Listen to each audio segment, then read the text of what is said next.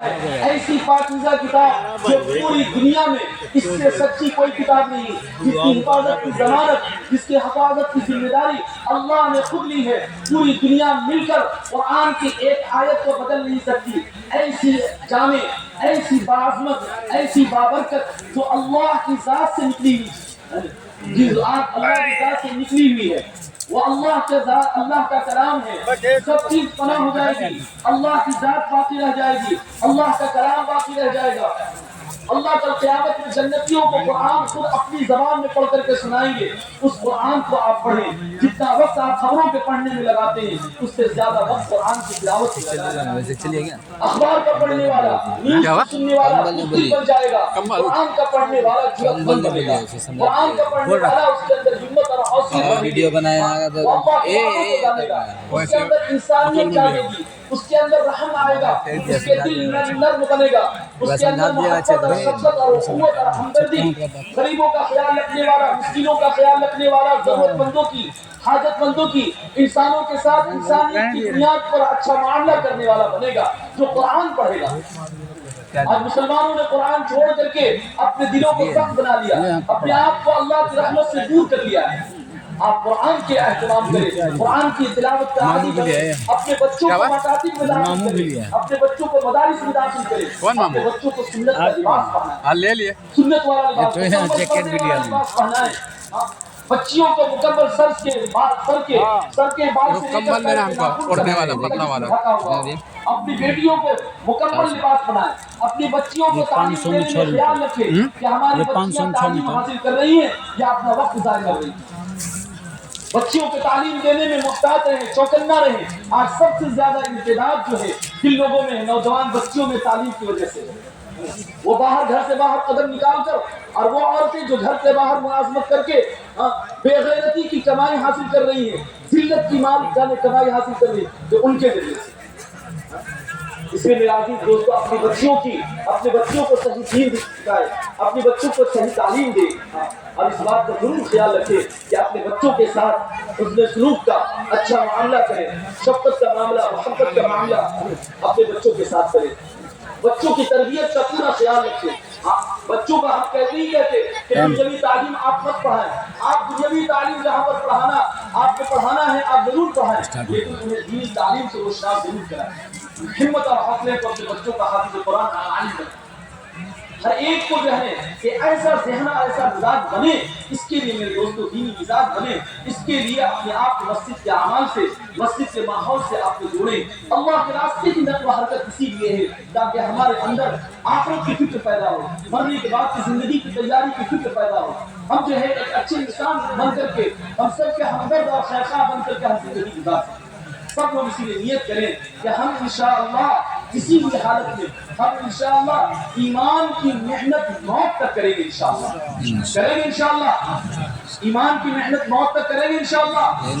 ہمیں ایمان کی محنت موت تک اس لیے کرنا ہے کہ ہم ایمان پر خاتمہ چاہتے ہیں۔ جو شخص جس چیز پر خاتمہ چاہتا ہے اسے چاہیے کہ وہ اس کی محنت موت تک کرے۔ ہر آدمی مرنا ایمان پہ چاہتا ہے کہ نہیں چاہتا ہے؟ سب لوگ چاہتے ہیں، تو موت تک ہمیں ایمان کی محنت کرنا ہوگا، ایمان کی دعوت دینی ہوگی، ایمان کی فکر کرنا ہوگا، ایمان کی محنت کے لیے، ایمان بنانے کے لیے مجاہدہ، قربانیاں، اللہ کے راستے میں نکلنا جتنا بن سکتا ہو۔ 3 دن آپ کو بن سکتا ہے، 3 دن نکلیے، چلے میں نکل سکتے ہیں، چلے میں نکلیے، 4 مہینے کے لیے نکل سکتے ہیں، 4 مہینے کے لیے نکلیے، لیکن ضرور ایمان کی محنت کے لیے آپ اللہ کے راستے میں نکلے۔ بغیر نکلے ہوئے ہمارے دلوں سے کیسے یہ چیزیں نکلے گی؟ دنیا ہمارے دل سے کیسے نکلے گی؟ آخرت ہمارے دل میں کیسے آئے گی جب ہم دنیا چھوڑ کر کے نکلیں گے؟ دنیا کو نکالنے کے لیے ہمیں دنیا کے ان جھنجھٹوں سے نکلنا ہوگا، پاکیزہ ماحول میں آنا ہوگا۔ اس لیے سب لوگ نیت کریں کہ انشاءاللہ ہم ایمان کی محنت کے لیے انشاءاللہ ہم نکلیں گے، انشاءاللہ۔ کون کون نکلے گا بتاؤ بھائی؟ سب لوگ نکلیں گے انشاءاللہ، ہم سب انشاءاللہ ایمان کی محنت کے لیے پوری دنیا میں جائیں گے انشاءاللہ۔ اپنے گھر سے لے کر کے پوری دنیا میں ہم ایمان کی محنت کریں گے، اور ہر حالت میں نماز کی پابندی کریں گے انشاءاللہ۔ نماز چھوڑنے والوں کی خوشامد کریں گے، نماز نہ پڑھنے والوں کو ہم مسجد کی طرف لائیں گے، ہم نماز نہ پڑھنے والوں کو نماز کی دعوت دیں گے، نماز ہر حالت میں ہم انشاءاللہ ادا کریں گے انشاءاللہ، ضرور کریں گے انشاءاللہ۔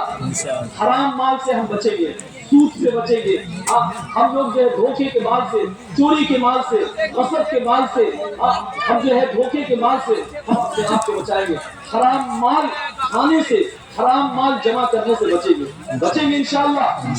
شراب نہیں پیئیں گے، شراب نہیں پیئیں گے، کسی بھی حالت میں شراب کا جماع الاسم ہے کہ تمام برائیاں جو ہے اس کے ذریعے سے وجود میں آتی ہے۔ ہم شراب خود نہیں پیئیں گے اور پینے والوں کو بھی ہم کیا منع کریں گے، اپنے ہاتھ میں، اگر ہمارے ہاتھ میں قبضے میں ہو تو ہم اپنے ہاتھ سے بدل دیں گے، ورنہ زبان سے برا کہیں گے، ورنہ دل سے شراب پینے والوں کی نفرت ہوتی ہے۔ گناہ کو دیکھ کر کے ہم خاموش نہیں رہیں گے، بلکہ نافرمانی کو دیکھ کر کے، گناہ کے کام کو دیکھ کر کے اپنے حد الوسع، اپنی صلاحیتوں کو استعمال کریں گے انشاءاللہ۔ شراب پینے سے بچیں گے انشاءاللہ، زنا سے بچیں گے انشاءاللہ، چوری کرنے سے بچیں گے انشاءاللہ، رشوت لینے سے بھی بچیں گے انشاءاللہ۔ ہم رشوت نہیں لیں گے، ہم کسی کا جو ہے خون نہیں، کسی کا خون ہم نہیں چوسیں گے، ہم رشوت لے کر کے، دھوکہ دے کر کے ہم مال نہیں کمائیں گے، رشوت سے ہم اپنے آپ کو بچائیں گے۔ ہر ایک کا کام، اگر ہم سرکاری ملازم ہیں، ہم اگر کسی آفس میں ہیں، ہم کسی جگہ پر ہیں، کسی کے کام کرنے کے لیے ہم رشوت نہیں لیں گے، بلکہ ہر آدمی کا کام، چاہے وہ ایمان والا ہو یا ایمان والا نہ ہو، انسانیت کی بنیاد پر سب کے ساتھ بہتر سے بہتر سلوک کریں گے انشاءاللہ، کریں گے انشاءاللہ۔ اسی طریقے سے میرے بھائیوں، شادی بیاہ ہے، ابھی نکاح ہونے والا ہے۔ نکاح ایک بہت بڑا عمل ہے، نکاح یہ عبادت ہے، نکاح ایک عبادت ہے۔ نکاح جب ہے عبادت کب ہوتا ہے؟ کسی بھی عمل کی عبادت بننے کے لیے ضروری ہے کہ وہ عمل حضرت محمد صلی اللہ علیہ وسلم کے طریقے کے مطابق، وہ عمل کس کے مطابق ہونا چاہیے؟ مثلا نماز کب بنتی ہے؟ نماز اس وقت ہوتی ہے کہ جب وہ نماز کیا ہو، حضرت محمد صلی اللہ علیہ وسلم کے طریقے کی۔ نماز عبادت بنے گی، نماز اللہ کے ہاں قبول ہوگی جب حضرت محمد صلی اللہ علیہ وسلم کے طریقے کی۔ آپ صلی اللہ علیہ وسلم نے فرمایا ہے صلو کما رأیتمونی اصلی، کہ تم نماز ایسے پڑھو جیسے تم مجھے نماز پڑھتا ہوا دیکھو۔ ایسی ہر عبادت کہ عبادت ہونے کے لیے اسے سنت کے مطابق ہونا چاہیے۔ آج میرے دوستو، معاشرے میں سب سے زیادہ مال دو چیزوں پر خرچ ہوتا ہے، ایک شادی بیاہ پر اور دوسرے تعمیرات پر۔ بلا وجہ کا گھر بننا، بلا وجہ کہ ایک گھر ہونے کے باوجود دوسرا گھر، دوسرے کے باوجود تیسرا مکان، یہاں بھی مکان، اس ضلع میں بھی، اس شہر میں بھی، اس اسٹیٹ میں بھی، وہاں بھی، یہاں بھی، ایک گھر یہاں ہے، دو گھر وہاں ہے۔ اور شادی بیاہ میں مال کا خرچ کرنا ایسا ہو گیا یعنی پانی کے بہانے کی طرح بیجا مال کو خرچ کرنا۔ اگر ہم اس مال کو غریبوں میں، مسکینوں میں، ضرورت مندوں کو، دوسری کی حاجت پوری کرنے میں اگر ہم اپنا مال خرچ کر دیں گے، میرے دوستو، اللہ تعالیٰ ہمارے لیے، ہم یہاں پر 4 فلیٹ خرید رہے ہیں، ہم زمین خرید رہے ہیں، اگر ہم نے اللہ کے دین پر لگا دیا، ضرورت مندوں پر اگر ہم نے خرچ کر دیا، اللہ تعالیٰ ہمارے لیے بادشاہ بنا کر دے گا، اللہ تعالیٰ ہمیں آخرت میں بادشاہ بنا دے گا۔ وَإِذَا رَأَيْتَ ثَمَّ رَأَيْتَ نَعِيمًا وَمُلْكًا كَبِيرًا۔ اگر ہم آخرت میں بادشاہ بننا چاہتے ہیں تو ہمیں تو اللہ کو راضی کرنا پڑے گا، اور اللہ جان اور مال کے صحیح خرچ پہ راضی ہے۔ جس نے اپنے جان کو، اپنی زندگی کو صحیح صحیح کام پہ لگایا اور اپنے مال کو صحیح کام پہ لگایا، تو قیامت کے دن ہم سے مال کے بارے میں پوچھا، کہاں سے کمایا اور کہاں خرچ کیا، یہ سوال سب سے کیا جائے گا۔ ہماری جوانی کے بارے میں پوچھا جائے گا، ہمارے عمر کے بارے میں۔ اس لیے شادی بیاہ کو سادگی پر لائیں گے انشاءاللہ، سنت کے مطابق۔ سنت والا نکاح کیا ہے؟ کہ جس میں سادگی، جس میں کیا ہو؟ سادگی۔ شادی بیاہ کی جگہ مسجد ہے،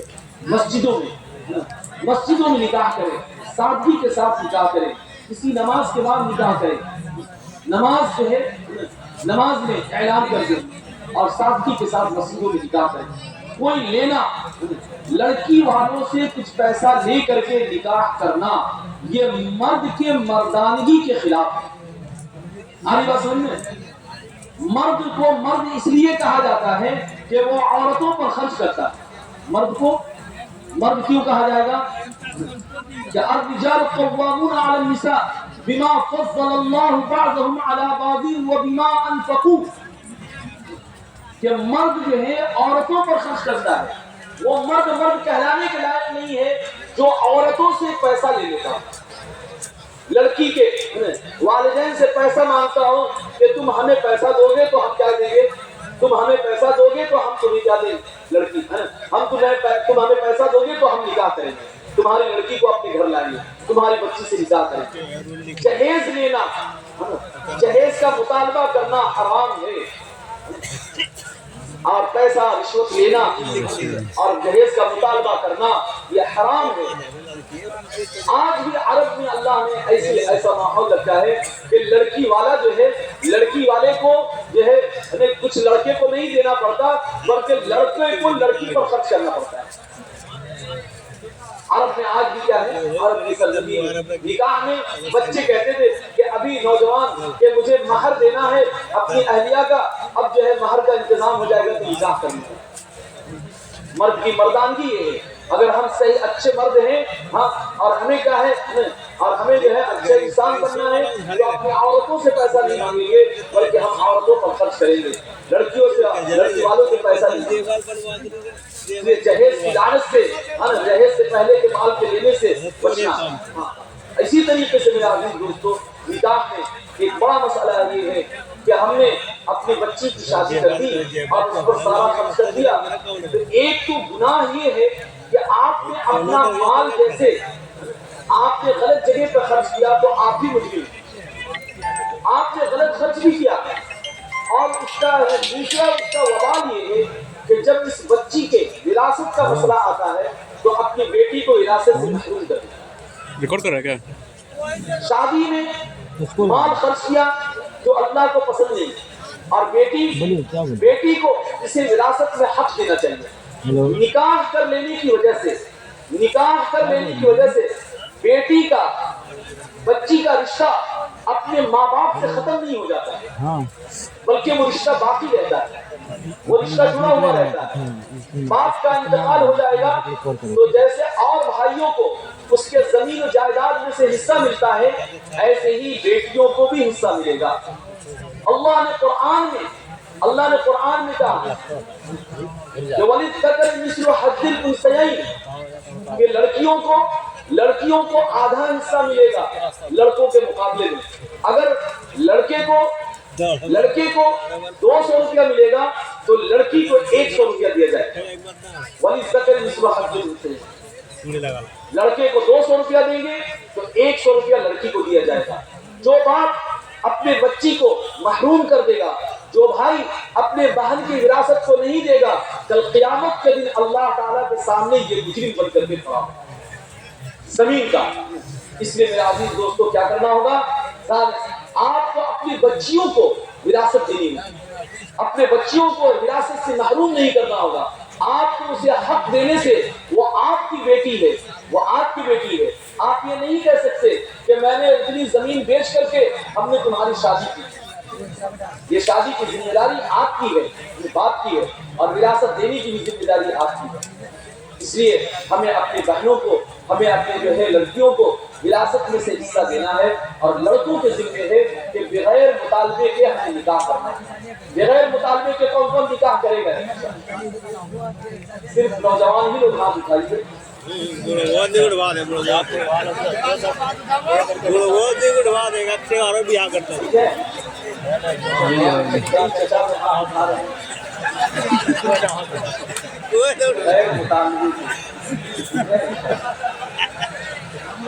ये तो बाकी जा नियत कर ले कि हम इंशाअल्लाह अपने बेटे, अपने पोते सबका निकाह इंशाअल्लाह बगैर जहेज के करेंगे इंशाअल्लाह। हम अपने बच्चों का, अपने पोतों की हम